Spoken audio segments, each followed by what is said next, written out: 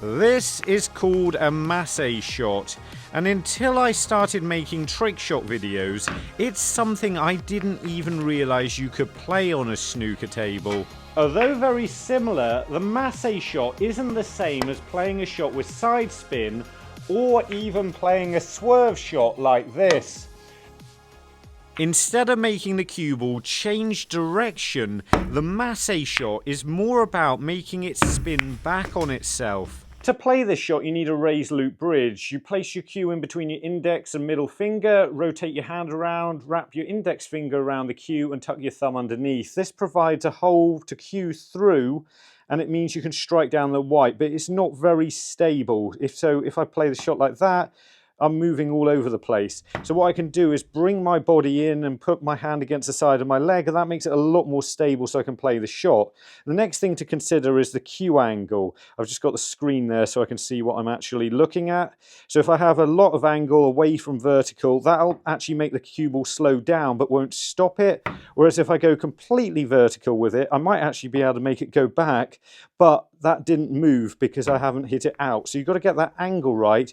You've also got to hit the right amount of the cue ball. If you hear a thud noise that sounds like you're hitting the table through the cue ball, that's because you're hitting too much of it. You want to hit about half of your tip on the cue ball to play this shot properly. So if we get the angle right and we can give it a go. Well, that was nearly it, but I just didn't quite get through the white enough. So let's just play this with a little bit more angle and hit the edge a little bit better. There we go, got it. Just be very careful you're not striking the table with the tip of your cue on this shot, otherwise you could damage it.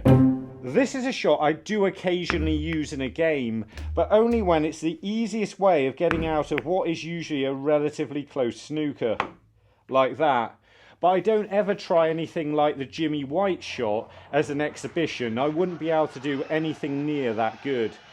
I've worked out there's about 10 techniques you need to know in order to play the trick shots I attempt in my YouTube videos. So here's everything you need to know in order to play these shots.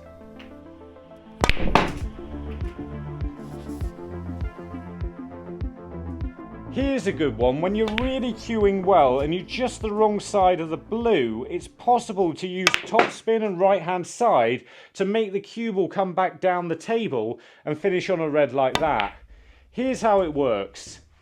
The trick to this shot is top spin, because people think you have to play it with a lot of side, but if you play it with too much side, you'll stun it, and that'll stop the white reaching the cushion and make it break wider, make it harder to come back in the direction we want it to go. So you've got to make sure we strike it high enough and we're getting the side on it at the same time. And that should look like that. I've actually overdone it. Let's have another go. That's a bit better. You see, we've got the side to take there and we've gauged the speed right, so we're on the red. I do use this shot every now and again in a game, but I have to be cueing really well. Otherwise, it's just a waste of time because you don't want to risk missing the blue.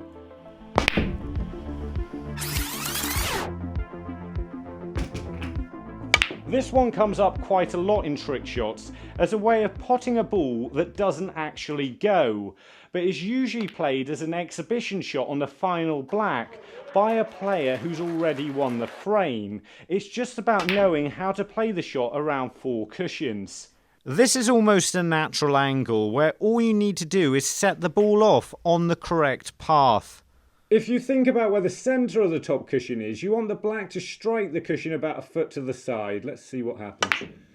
And if the black goes roughly across the brown spot, that's probably pretty close. This all looks good. Yep, and we got it.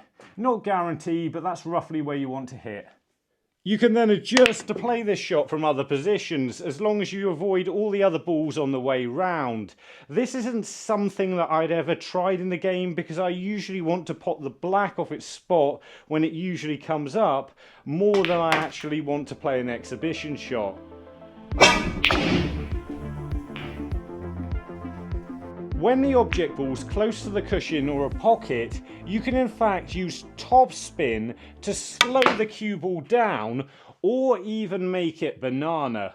In this example, Ding Junhui uses top spin to maneuver the cue ball down the table for the black. So this is what you need to know in order to play it. With this type of shot, you don't just want to be striking the top of the cue ball, you want to be striking up at the top of the cue ball, so you're making sure you're not putting enough spin on the ball. Often players strike the object ball too thin as well, so you want to make sure you're hitting it thick enough to control the speed, otherwise the white will run away. Then we've just got to get the power right to angle the cue ball around the pink. Let's see if we can give this a go. There we go, it's gone around the pink nicely, ran away a little bit, but we're still on it nicely.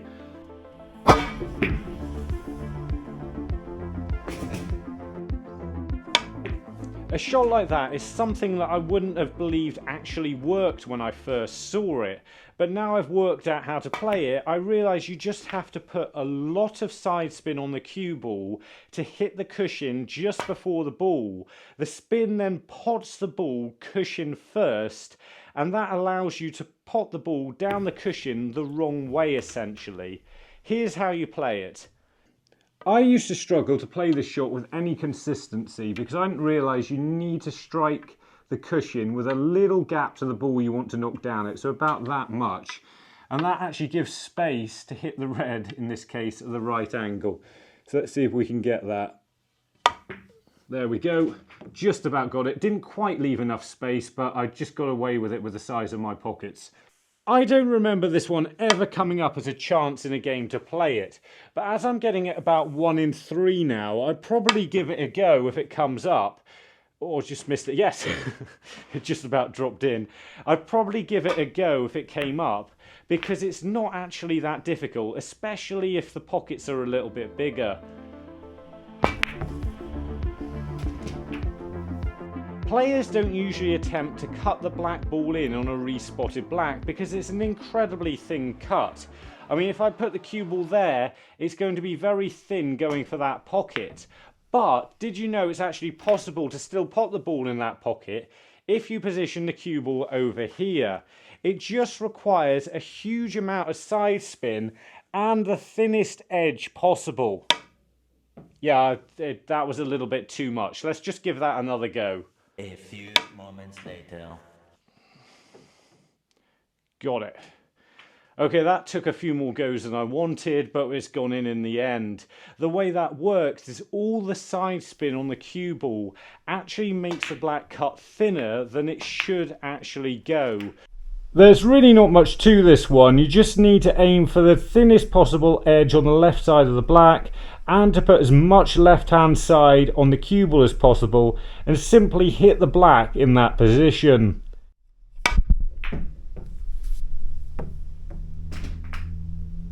Yep, and you just got to hit it hard enough really. That's all there is to it.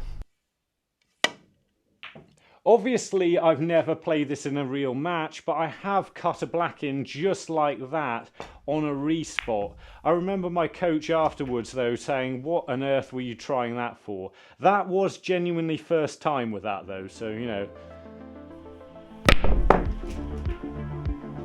What you might not be aware of, though, is by striking down at the cue ball a little bit, you can use side spin to make the cue ball screw back sideways. Here's how this works. To play this shot, you want to strike the side of the cue ball, striking down at about a 45-degree angle. I want this one to go left, and that's why I'm aiming for the bottom of the left of the cue ball. If I wanted to go to the right, I'd aim for the right side of the cue ball. But if you hit higher on the cue ball, it will still go left, but it'll go forwards at the same time. And if you hit it very close to the bottom, it'll come a long way back as well as going left.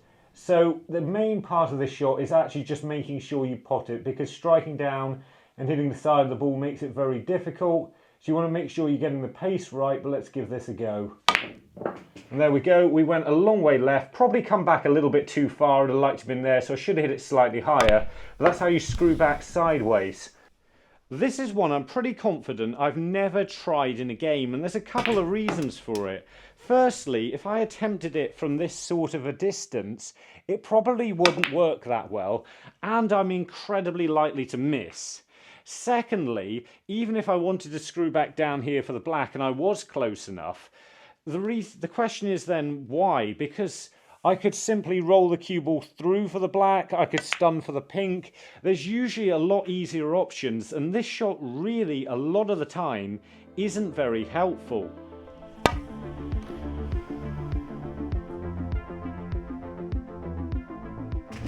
Because the cloth of a snooker table is smooth in one direction towards the top cushion, this creates a bizarre effect of side reversing when the cue ball's played in the opposite direction. This one's relatively simple. The right hand side is going to make the cue ball go left, but first it's going to go right. Speed is key here because you've got to hit it absolutely dead weight, otherwise it won't really work. So it's going right, it's coming back left, just missed the yellow, and I've landed right on top of the red. Might even be touching. No, I just rocked off it a little bit. Despite this effect having the potential to be quite helpful, it's something I don't think I've ever used in an actual game of snooker, although it is something you need to be aware of when you're playing a shot towards the bulk end of the table to stop it ruining that shot in any way. Before our next shot, let's just find Joe, who's in Monmouth, South Wales, which is right in the middle of there. Wow, this is awkward. Got it. There it is.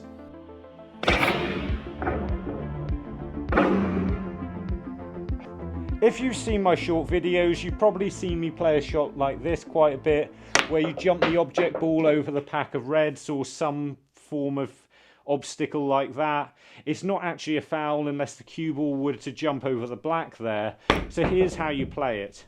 It helps if you've got a large area for the balls to land in, so there's less chance of them jumping off the table, which does mean you're going to be closer to the cushion. That'll help as well, because if you've got your hand on the cushion, you can just strike down at it at a 45-degree angle. That makes the jump a lot easier. I've just got to play through this firm and confidently here, and it'll go in, and I just about held onto the white. I've only tried this a few times in practice games, sometimes successfully, but the reason for it is it doesn't really come up that much. For example, if I was trying to jump the red over the black here, I wouldn't be able to do it because there was too much angle. Even if the cue ball is in the correct position, I don't think striking down I'm going to be able to knock that red over the black, so it would need to be about that distance away. And I don't have my hand on the cushion here, so striking down is going to be a problem. And even if I do manage to get that red over the top of the black, the white's going to jump off the table. It's very rare this actually lands in the right position to be able to play, so it's almost not worth knowing.